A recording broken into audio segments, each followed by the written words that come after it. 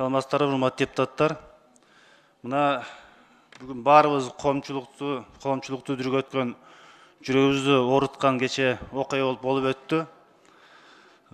Бизге Буурайдын өлүмү сабак болбоптур.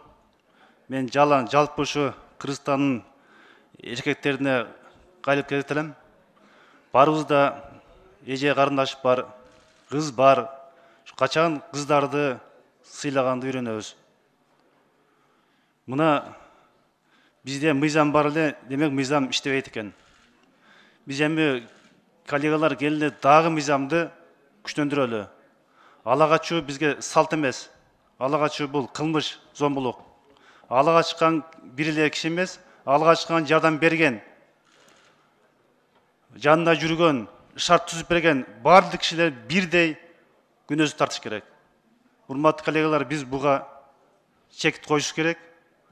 Биз мыйзам менен гана күчөтүп, биз бунун аягына чыгыш керек. Эч ким күткөн эмес ушундай болот деп. Мына 2 күн мурда көрдүк видеодон. Калып уурдап кеткен. Кече кыздын жансыз денеси табылды. Бул Ички иштер министрлиги ошол жердеги толук жооп бериш керек. Ким ушуга 2 күн таппай жол берди?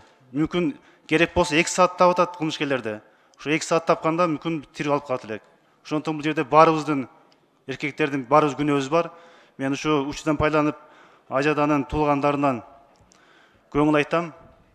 Биз урматтуу депутаттар болушунча аракет кылып, ушу мыйзам менен бышыктап, дагы бышыктап, жазаны 2 эсе көтөрүп бериш керек.